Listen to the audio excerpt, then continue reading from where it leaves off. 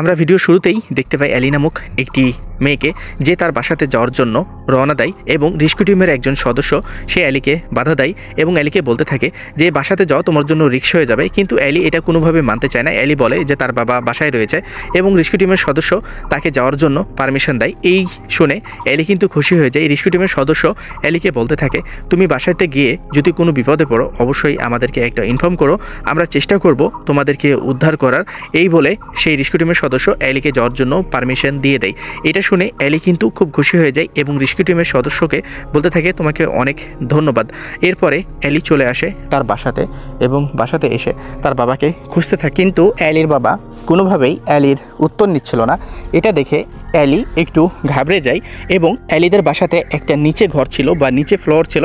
সেই নিচের ফ্লোরে বা নিচের ঘরে অ্যালি কিন্তু ঢুকে যায় তার ডগিকে নিয়ে এবং অ্যালি তার বাবাকে বাবা বাবা বলে খুঁজতে থাকে। একটা সময় দেখে অ্যালির বাবা অজ্ঞাত অবস্থায় একটা জায়গাতে পড়ে আছে এবং এটা দেখে অ্যালি অবাক হয়ে যায় এবং তার বাবার কাছে ছুটে যায় এবং তার বাবাকে সে ডাকতে থাকে বাবা বাবা বলে।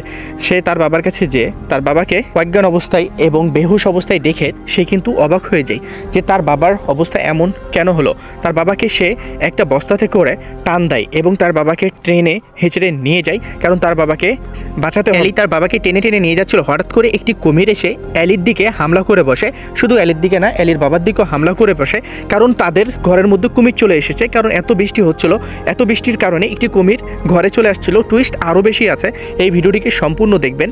তারপরে এই কুমিরটি অ্যালি এবং অ্যালির বাবার দিকে যেতে থাকে। অ্যালি তার বাবাকে নিয়ে আবারও সেই আগের জায়গাতে ফিরে যায়। এইখানে 3টি রড থাকার কারণে কুমিরটি আর ভিতরে যাইতে পারে না। অ্যালি বসে বসে ভাবে যে অ্যালি কোথায় পড়ে গেছে। এইদিকে বাইরে অনেক বৃষ্টি হচ্ছে, এত ঝড় বৃষ্টি হচ্ছে, অ্যালি কী করবে কিছু বুঝে পাচ্ছে না।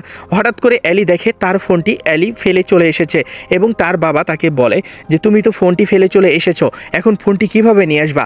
এদিকে অ্যালি এবং অ্যালির বাবা কিছু বুঝে উঠতে পারে না যে তারা এখান থেকে কিভাবে উদ্ধার পাবে।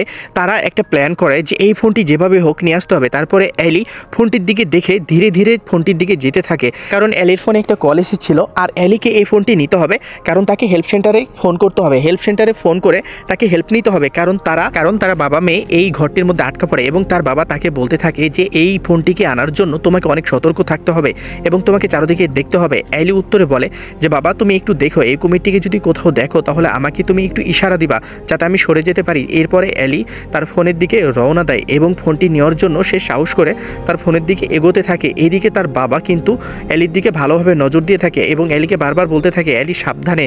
একটা সময় অ্যালি তার ফোনের কাছে চলে আসে। ফোনের কাছে এসে অ্যালি কিন্তু ধীরে ধীরে তার ফোনটির কাছে যেতে থাকে।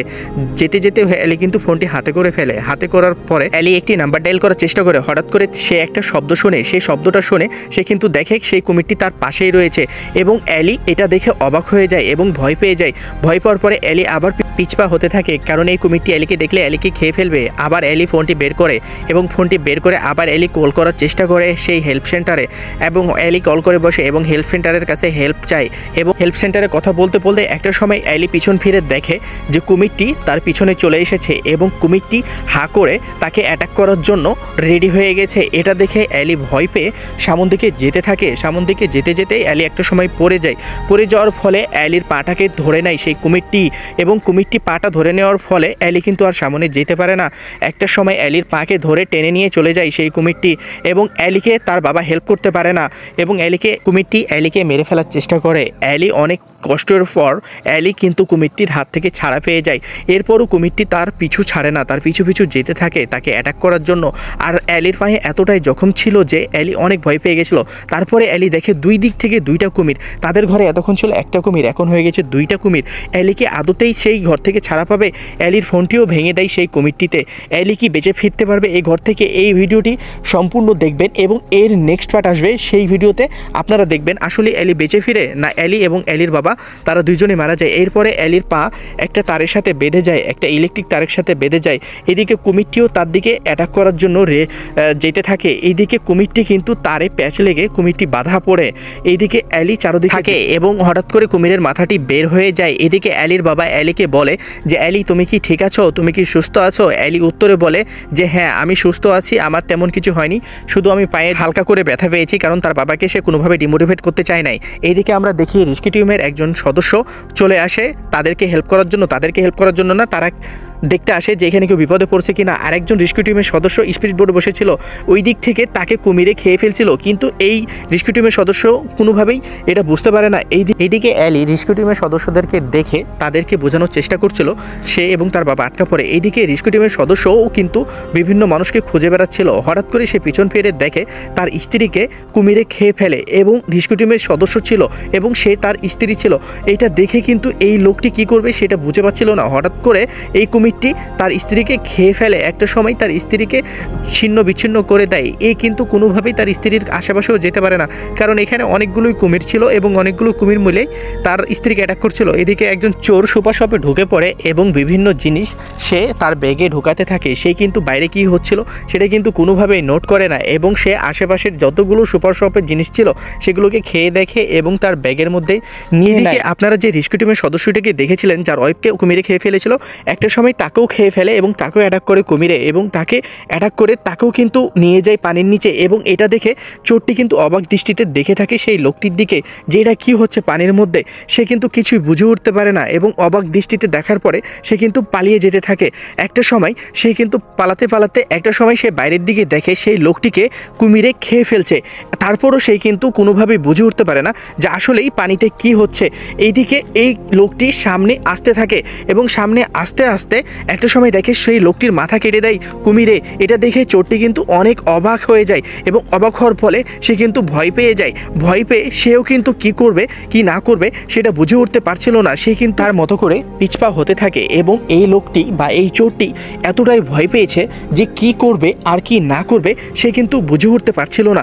আবারও দেখে সেই কুমিরটিকে এবং লোকটিকে একদম পুরোপুরিভাবেই খেয়ে ফেলে। হঠাৎ এমন একটা দৃষ্টিতে সে একটা দিকে তাকাই থাকে যে কুমিরটি কিন্তু ভিতরে চলে এসেছে এবং দুইটা কুমির তাকে দুই দিক থেকে ঘিরে ফেলেছে। এটা কিন্তু সে আয়নাতে দেখতে পাচ্ছিল। একটা সময় তাকে পানিতে লুটিয়ে ফেলে এবং কুমিরগুলো তাকেও খেয়ে ফেলে এবং পানিগুলোকে রক্তাক্ত করে দেয়, সুপার শপটিকে একদম রক্ত করে দেয়। এটা কিন্তু অ্যালি ঘরের মধ্যে থেকে বা তাদের নিচের ঘর থেকে অ্যালি কিন্তু এই দৃশ্যগুলোকে পুরোপুরিভাবে দেখে।